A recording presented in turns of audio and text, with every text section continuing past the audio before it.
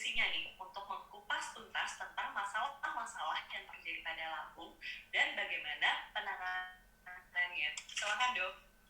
Oke, terima kasih sekali lagi Neti. Saya ucapkan selamat pagi untuk Bu Yusmania, selamat pagi untuk Pak Bram, dan juga selamat pagi untuk rekan-rekan dari PAVI sekalian dan para peserta sekalian.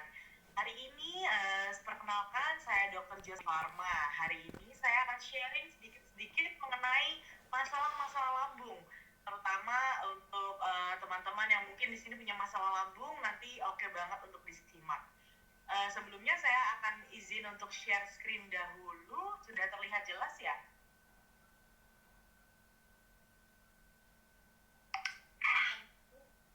Oke, kalau gitu kita langsung mulai saja ya rekan-rekan. Karena kita akan bahas nih tentang masalah lambung, kita akan bahas dulu sedikit apa sih itu lambung. Kita tahu bahwa lambung adalah organ yang letaknya di rongga perut kita. Dia ini merupakan sebuah kantong, jadi bentuknya seperti kantong yang memang tidak simetris gitu. Jadi dia memiliki volume sekitar 2 liter nih untuk menampung makanan-makanan yang kita konsumsi. Dia terdiri dari 3 bagian besar, yaitu fundus di bagian atas, korpus atau badan di bagian tengah, dan yang paling ujung berhubungan langsung dengan usus adalah pilorus. Secara normal lambung kita memproduksi asam lambung nih. Kita mungkin udah sering tahu nih asam lambung. Sebenarnya fungsinya apa sih asam lambung itu? Asam lambung itu secara normal ada di dalam lambung kita untuk mencerna makanan, kemudian menyerap vitamin dan mineral yang kita konsumsi. Kemudian dia juga berperan membunuh kuman atau organisme yang secara tidak sengaja masuk ke dalam saluran cerna. Seperti itu. Nah, asam lambung ini sifatnya sangat asam, jadi dia bisa membunuh kuman tersebut. Nah, untuk produksinya sendiri ini dilakukan oleh sel parietal. Jadi selnya bentuknya kurang lebih seperti ini. Dia letaknya ada di bagian mukosa atau lapisan dalam dari lambung, terutama di bagian fundus, di bagian atas, dan korpus yang bagian tengah. Gitu. Nah, kemudian apa sih sebenarnya penyakit lambung itu? Mungkin kita hanya tahu penyakit lambung, kemudian saya punya asam lambung. Nah, sebenarnya kenapa bisa terjadi sih penyakit asam lambung ini? Sebenarnya lambung kita itu punya 2 faktor nih. Jadi faktor agresif, dia ini yang membuat kerusakan pada lambung atau penyakit pada lambung. Tapi sebenarnya secara normal, lambung kita itu punya kemampuan defensif atau mempertahankan diri, berupa daya regenerasi mukosanya untuk memperbaharui diri secara rutin, lapisan mukus itu sendiri, bikarbonat, aliran darah yang cukup ke lambung, dan juga prostaglandin. Tapi seringkali faktor agresifnya itu lebih banyak. Nah, apa aja faktor agresifnya?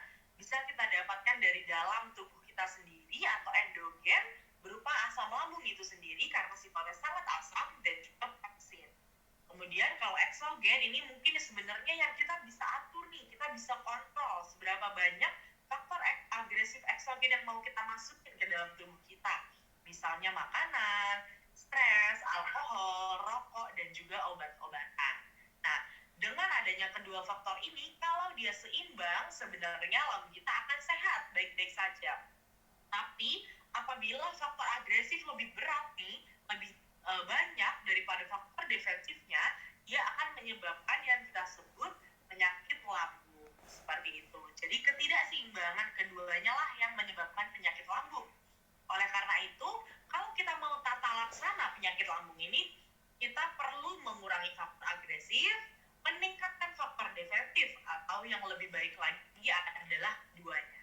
Gitu. Ini salah satu alasan kenapa sih penyakit lambung susah banget sembuh. Kalau saya nggak sembuh-sembuh, yaitu mungkin karena faktor agresifnya belum dikurangi. Seperti itu.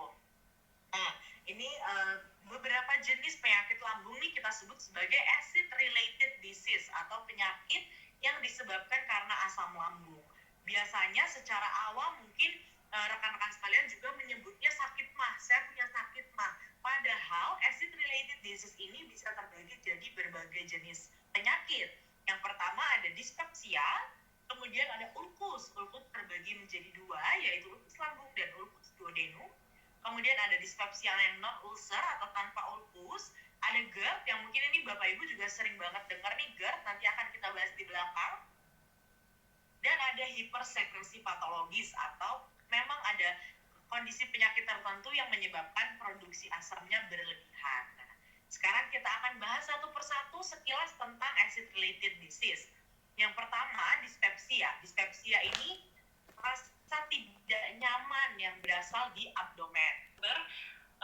Kita hari ini, Pak Bem dan Dr. Oci, saya izin untuk share screen di siang ini untuk tata cara mendapatkan sertifikat. Jadi ini adalah tata cara untuk mendapatkan sertifikat.